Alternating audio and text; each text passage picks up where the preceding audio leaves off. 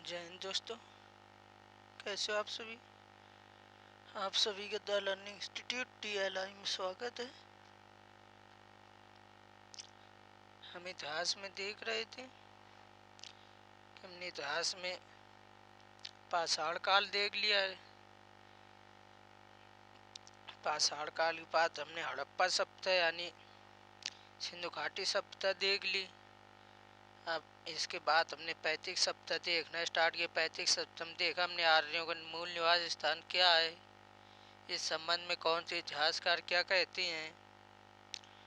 तो पिछली क्लास में हमने ये भी देखा कि 4 वेद हैं, उनके क्या ब्राह्मण ग्रंथ हैं, उसमें कितने सूक्त हैं, उनके कौन कौन से उपवेद हैं, उन उपवेदों के प्रवर्तक कौन हैं, और वेदों के आरण्यक क्या हैं, उनके उपनिषद क्या हैं, ये सब हमने देख लिया था। आज हम देखेंगे ऋग्वेद के बारे में कि ऋग्वेद का क्या टाइम पीरियड है और क्या कहाँ से कहाँ तक ऋग्वेद में क्या लिखा है, उससे क्या हमें जानकारी मिलती है, उससे हमें कितना के इस संबंध में सब हम देखेंगे। ऋग्वेद के स्टार्ट करने कुछ बातें पहले देख ले, वो अन्य बातें ऋग वैदिक काल को छोड़ ऋग्वेद को 1 मिनट बाद देखेंगे। वैदिक साहित्य को संकल्प किया गया, तो भी वैदिक साहित्य है उसे संकल्प किया गया है, इसलिए इसे संहिता कहते हैं। ये कुछ प्रमुख कुछ 2-4 पॉइंट रह गए तो उन्हें देख लो। इसके बाद हम ऋग्वेद को स्टार्ट करेंगे।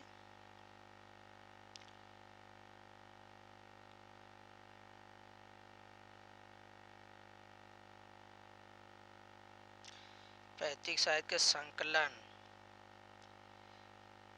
किया गया है, इसलिए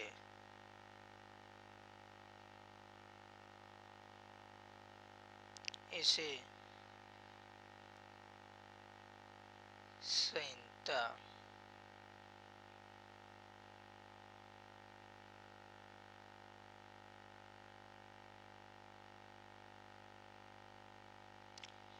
संहिता कहते हैं।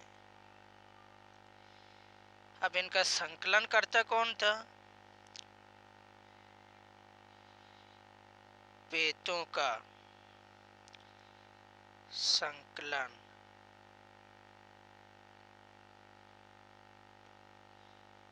वेदों का संकलन व्यास महाराज ने किया। तो इनका पूरा नाम क्या था व्यास मुनि का। कृष्ण द्वैपायन वेद व्यास। कृष्ण द्वैपायन वेद व्यास। इन्होंने महाभारत का भी संकलन किया और वेदों का भी संकलन इन्होंने किया। महाभारत तो इन्होंने लिखी है, वो वेदों का संकलन कृष्ण द्वैपायन वेद व्यास। वेद किसी ने लिखे नहीं है, इन्हें संकलित किया गया है और उनका संकलन कृष्ण द्वैपायन वेद व्यास ने किया, इसलिए इन्हें संहिता कहते हैं।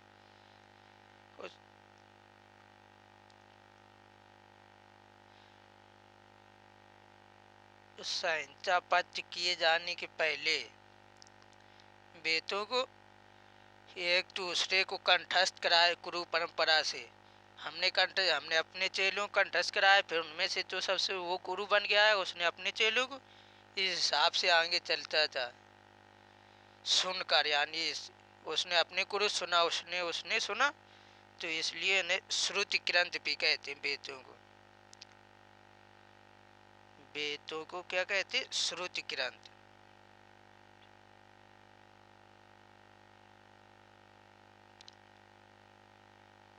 श्रुति ग्रंथ क्योंकि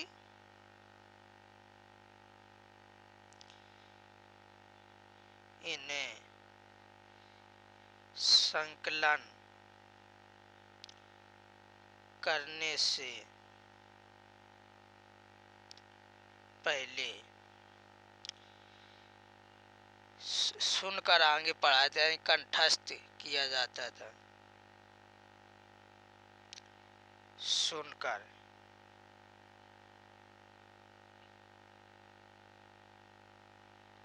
कंठस्थ किया जाता था।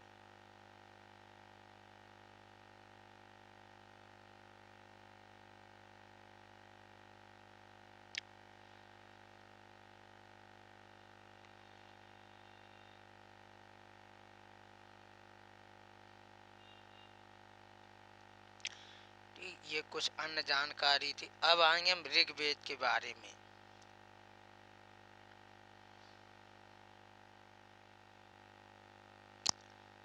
ऋग्वेद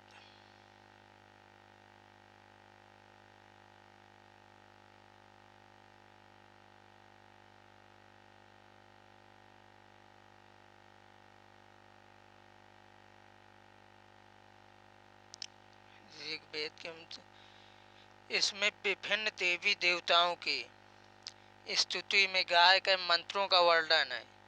इसमें कुल 10 मंडल हैं। 3 में से 10 मंडलों में 2 से लेकर 7 तक मंडल तो वो प्राचीनतम मंडल हैं। इसके बाद में 7वें के बाद में 8वां मंडल जोड़ा गया, 8वें 9वें, इसके बाद पहला, फिर सबसे अंत में 10वां मंडल जोड़ा गया। पहला और 10वां मंडल अंत में जोड़ने का पहले और 10वें मंडल को छेपक कहते हैं। वे छेप कहने कोई चीज लास्ट में लगा उन्हें छेप दी, तो इसलिए इन्हें छेपक कहते हैं। कहने पहले और 10वें मंडल का। और ऋग्वेद में कुल 1028 सूक्त हैं, ये हमने बता दिया था कल। इसमें कुल 10,465 मंत्र हैं।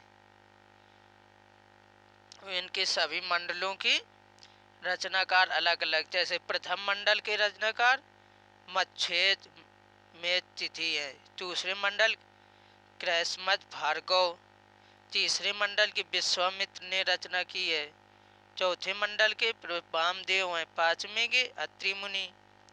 6वें के भरद्वाज और 7वें मंडल के वशिष्ठ मुनि रत्न।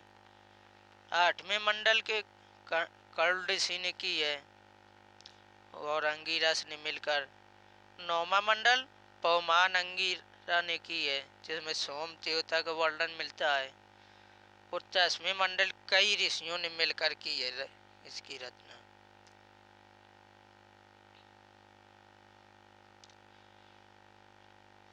ठीक, तो इस प्रकार समझेंगे ऋग्वेद में। इसमें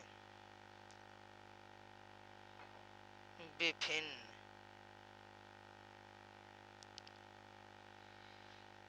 देवी देवताओं की स्तुति यानी मंत्रों का उनकी प्रार्थना करने के लिए का वर्णन देखने को मिलता है। वर्णन है। और इसमें कुल कितने, इसमें 10 मंडल हैं। अभी मंडल क्या होते हैं, रामायण देखा होते हैं उसमें कांड है, उसमें बोला गया कि इतने कांड है। महाभारत है उसमें पर्व, हिसाब से यानी 10 भागों में बांटा गया अलग अलग। एक तरीके 10 अध्याय मान लो, इसमें 10 अध्याय हैं। इसमें 10 मंडल हैं, जिसमें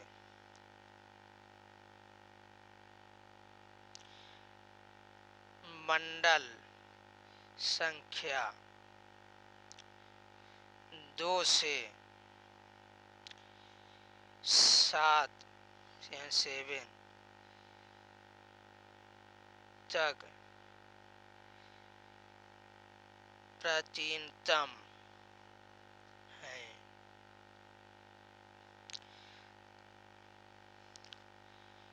इसके बाद में पहले मंडल 2, फिर इसके बाद 3, 4, 5, 6, 7, ये प्राचीनतम मंडल है। इसके बाद में कौन मंडल जोड़ा गया, 8वां मंडल। इसके बाद में 9वां मंडल।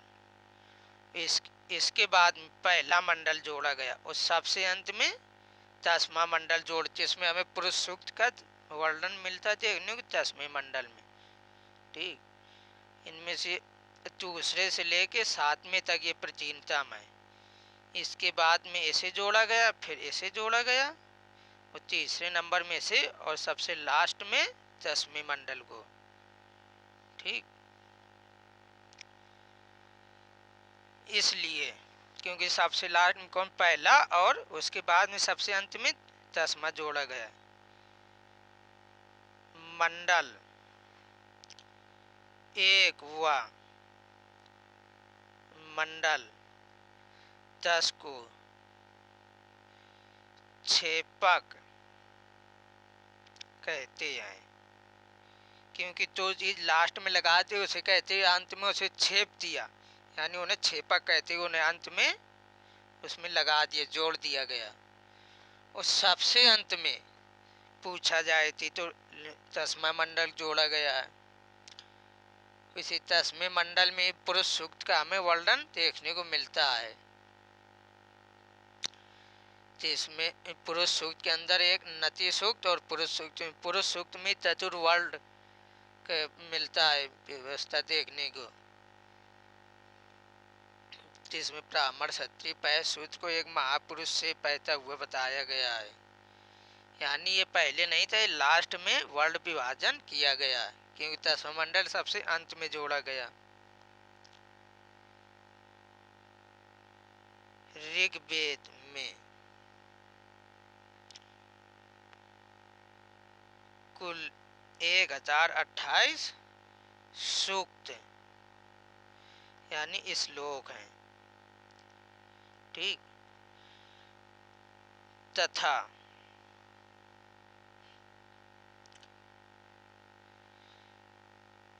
10,462 मंत्र लिखे हैं इसमें।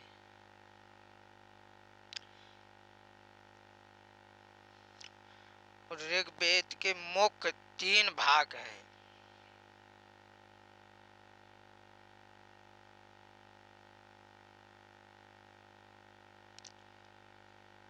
ऋग्वेद के 3 भाग हैं। मंडल बात अलग, ये भाग अलग, यानी 3 पार्ट ये अलग हैं। कौन कौन से हैं 3 पार्ट? पहला साकाल,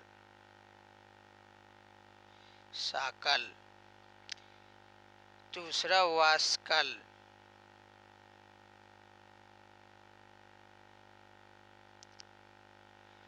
और तीसरा वलयखिल।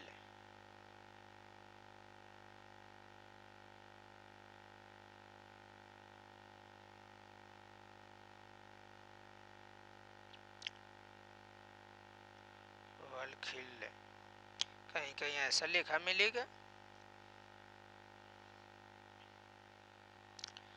और कहीं कहीं आधला देखने को मिलेगा। वलखिल।